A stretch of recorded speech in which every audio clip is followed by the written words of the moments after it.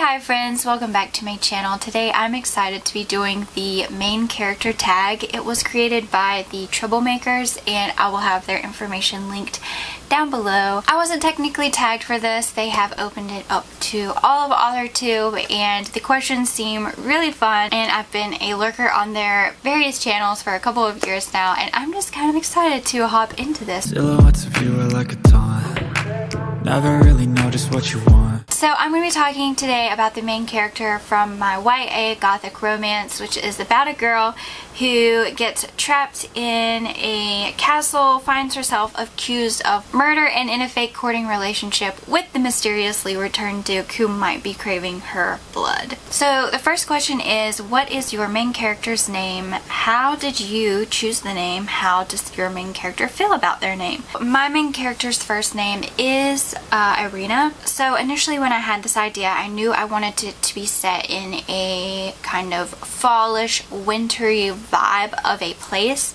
and my great-grandmother is Austrian, so I started there and kind of found Slovenia and kind of drew my inspiration from those areas for this fantasy world, and so I wanted the names to feel like they would fit into those regions. I think I kind of always knew her name was Irina because I remember searching like names from the region and I saw Irina pop up like one time and I was like, oh yeah, that is her name.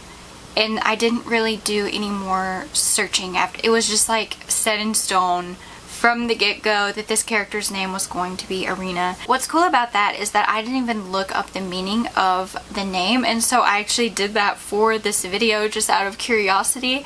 And Irina is Greek for peace, which I can't give too much away, but for the role that she ends up playing in this story, peace is kind of a great word to attach to her character. Irina is a very practical kind of person. I don't think she's sitting around thinking like, I wish I had a better name, I wish my parents had been more creative or anything like that. What is your main character's zodiac sign? Even if they live in a fantasy world, everyone has a vibe. Okay.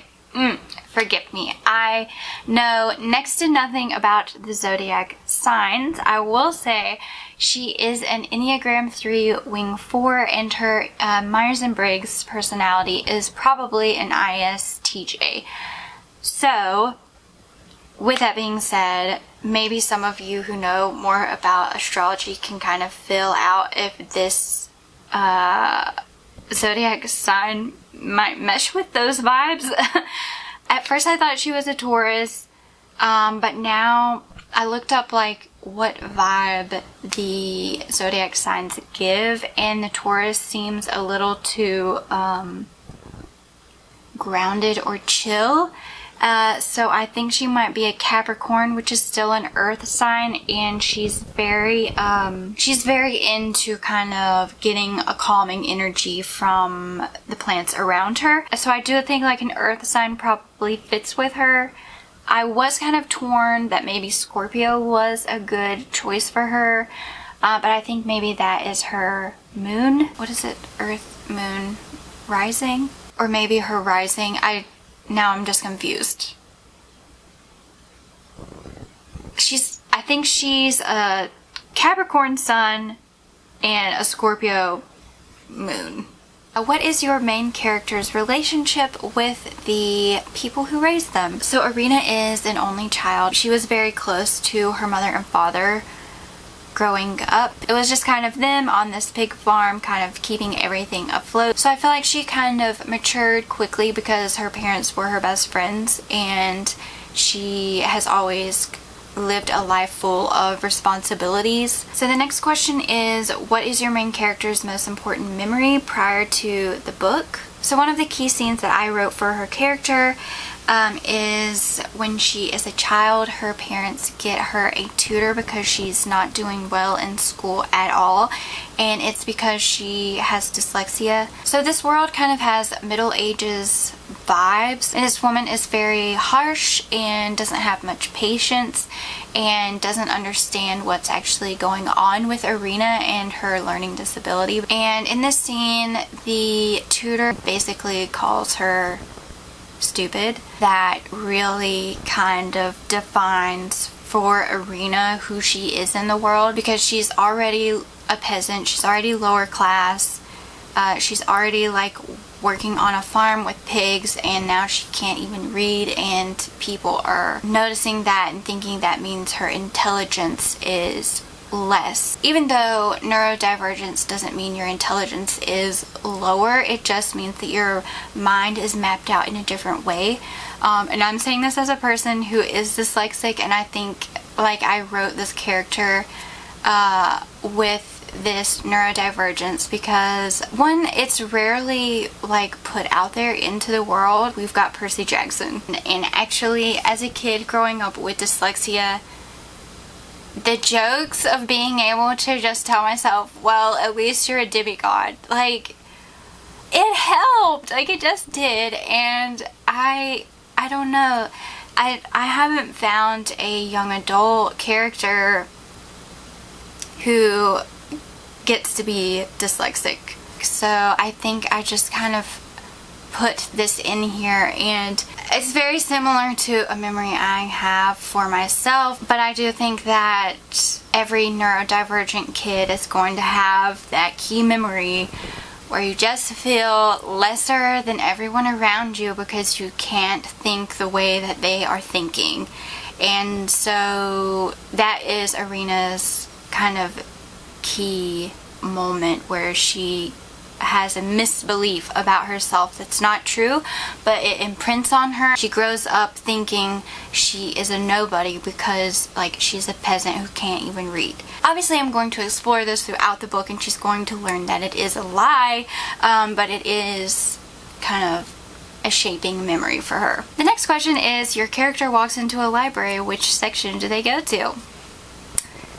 In my fantasy world, there's no electricity, and my character doesn't read, so she's going to be going straight for the fireplace with the comfy cushions, and she's going to just get cozy and wait for whoever dragged her in there to be done with what they're doing.